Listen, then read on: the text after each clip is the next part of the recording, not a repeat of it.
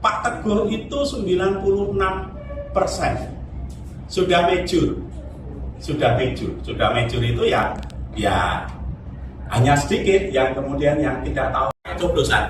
Tapi kalau simulasi 1 pakai coblosan, simulasi 2 pakai coblosan. Sedangkan tingkat kerapatan yang tinggi tadi itu merujuk alasan pertama. Sehingga ini sebagai pintu masuk. Kita sodorkan gambar masing-masing. Kita tanya kepada responden. Kita sodorkan gambarnya Pak Teguh. Penyan besok enggak? Ini siapa? Gitu. Bu Megawati. Penyan besok enggak? Ini siapa? Lalu kita sodorkan gambarnya Pak Jokowi. Nah, setelah 3 tokoh itu baru kemudian saya sodorkan gambarnya Pak Teguh. Penyan besok enggak? Ini siapa? Gitu. Lalu gambarnya Gus Tibri. Kita sodorkan. Ini siapa? Penyan besok enggak? Sampai dengan yang terakhir kita sodorkan gambarnya si Diakwari. Karena fotonya banyak terpasang juga, maka itu juga saya tanya ke masyarakat. Ketika masyarakat itu ternyata ada yang tidak tahu ini gambarnya siapa, ini tokoh siapa, selanjutnya masyarakat itu kita beritahu Pak Teguh itu 96% sudah major itu ya hanya sedikit yang kemudian yang tidak tahu ini gambarnya Pak Teguh itu hanya sedikit. Gus Tibri itu masih tingkat popularitasnya, tingkat pengenalannya masih di bawah Pak Teguh, di posisi 85%. Ini pertanyaan ini sangat penting. Tidak kalah pentingnya dengan pertanyaan tentang elektabilitas. Tidak kalah pentingnya. Nanti akan saya jelaskan. Atau tidak cocok bila tokoh ini, kita sodorkan gambarnya satu persatu, sebagai calon wali kota atau wakil wali kota tingkat kecocokan. Ada yang menjawab sangat cocok, maka kalau menjawab sangat cocok, memiliki kemampuan baik untuk menjadi calon pemimpin wali kota, wakil wali kota Solo, menurut pendapat Anda seberapa handal tokoh ini untuk elektabilitas apabila yang bersangkutan itu menjadi wakil wali kota? Pertanyaannya gini, di bulan Maret sampai dengan Juli itu lebih dari 45, melejit Mas Hersu Prabu untuk jadi wakil wali kota. Sugeng Rianto, Astrid sama Sugeng Rianto itu coba kita bandingkan. Mengapa ini perlu dibandingkan? Begini Bapak sekalian, indikator elektabilitas calon wali kota. Saya tidak hanya memasukkan 2 nama di pertanyaan pertama, tetapi saya memasukkan 3 nama. Kanjeng Gus Tibri atau Mangkunegoro ke-10 ya. Kemudian Hersu Prabu. Mengapa Hersu Prabu saya masukkan? Karena Hersu Prabu itu tagline-nya di mana-mana calon wali kota, bukan calon wakil wali kota. Elektabilitas untuk calon wali kota. Pertanyaannya adalah, berikut adalah tokoh yang diwacanakan menjadi wali kota. Bila diminta untuk memilih salah satu di antara mereka menjadi wali kota Surakarta, Anda pilih siapa? Yang milih Gus Tibri 49,7. Milih Teguh adalah 37,3. Hersu Prabu 3,8, TTTC-nya 9,3. Chartnya menjadi menarik. Selanjutnya Mas, slide. Mengumpulkan data ketika berpasangan ini, saya menggunakan semacam kertas suara. Semacam ya, bukan kertas suara, semacam kayak model kertas suara gitu loh. Tapi saya tulisi semacam kertas suara. Gitu. Instruksinya adalah gini. Berikut ini adalah simulasi calon wali kota wakil wali kota Pilkada 2024. Kan instrumen, jadi instrumennya ditunjukkan kepada masyarakat, dan pemilu dilakukan sekarang. Anda diminta untuk menentukan pilihan dan memilih dengan cara membuka instrumen. Jadi selain instrumen yang dengan cara membuka instrumen kertas suara, mencoblos dan melipatnya kembali.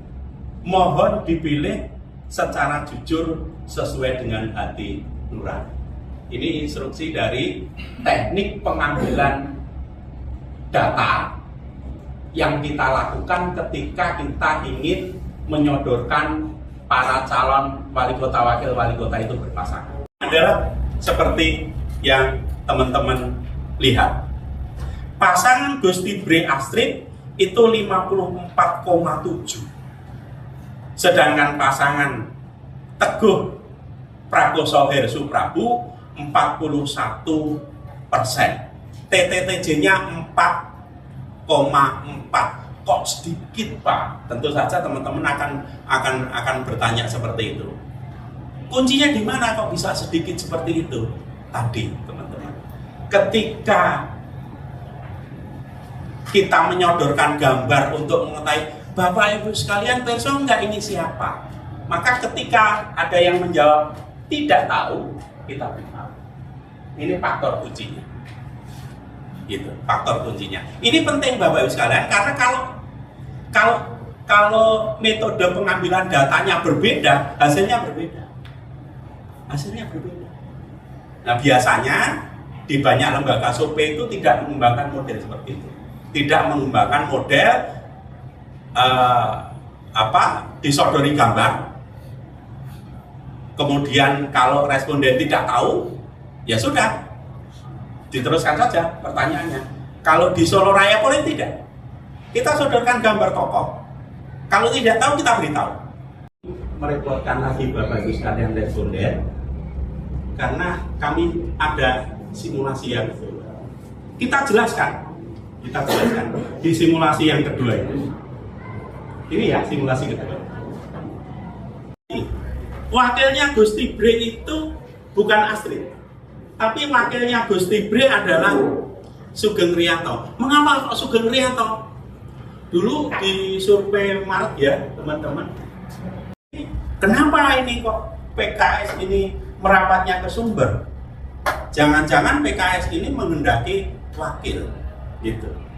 Dan dari asumsi saya yang tadi bahwa Gusti Bre itu butuh di-endorse oleh tokoh politik yang memiliki simbol agama Islam dalam hal ini, itu si Sugeng Riyanto masuk gitu.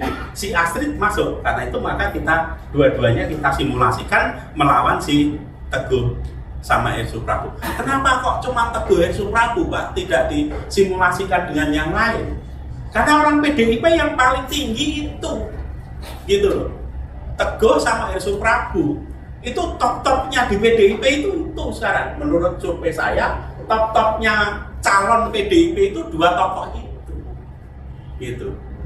Tidak dengan Rini, tidak dengan Purnomo, tidak dengan yang lain. Ya kalau mau ada kemungkinan menang, dua tokoh itu, Teguh, Hersuprabu gitu. Kalau dibalik gimana Pak? Hersuprabu, Teguh nggak masuk. Karena apa? Karena si Hersuprabu itu ketika kita sodorkan menjadi wali kota, elektabilitasnya jauh di bawah. Gitu, seperti itu. Bapak Ibu sekalian, saya berkesimpulan, Solo Raya Polling berkesimpulan, Gusti Bre itu dipasangkan dengan siapa saja, khususnya dua tokoh ini. Dia, saya prediksi, memenangi Pilkada Kota Solo. Dengan Astrid juga tinggi, dengan Sugeng Riyanto yang tadi hanya 8, berapa ya elektabilitasnya waktu itu juga menang. Gitu. Artinya apa? Memang tingkat kesukaan terhadap Gus Ibri yang tadi terdeteksi melalui survei ini itu memiliki validasi dari data survei yang lain, dari data pertanyaan survei yang lain, khususnya di itu. Lanjut Mas, coblosan. Tapi kalau simulasi 1 pakai coblosan, simulasi 2 pakai coblosan, yang ini tidak pakai coblosan. Saya jelaskan. Ini pasangan Gus Ibri Astrid itu didukung oleh Presiden terpilih Prabowo, Presiden Jokowi, kemudian diusung oleh Gerindra, PSI, PKS, PAN, PKB. Itu kebetulan Golkarnya saya agak lupa memasukkan. Terus terang saja agak lupa memasukkan. Maka elektabilitas dari pasangan Gus Ibri Astrid itu 61,5%. 61,5%. Sedangkan Teguh Prakoso Heri Suprabu turun dari 41 turun menjadi 35,8%. Teknis dari pertanyaan P12. 12 pertanyaan ini P12 saya tuliskan di sini. Teman-teman nanti bisa kutip di itu. Kota Surakarta 2024 61% Gus Ibri Astrid.